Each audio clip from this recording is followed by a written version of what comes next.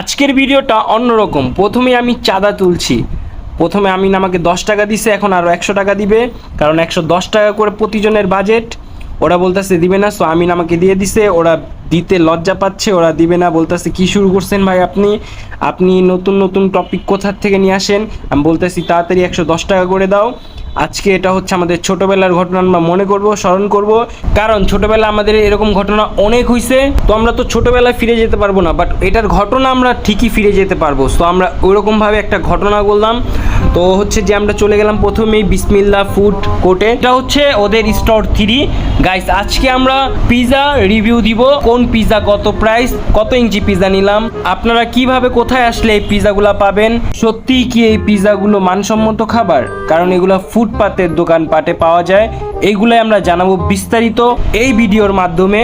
যদি আপনি আমাদের পেজে নতুন হয়ে থাকেন, আমাদের লাইক করে আমাদের পাশে থাকুন।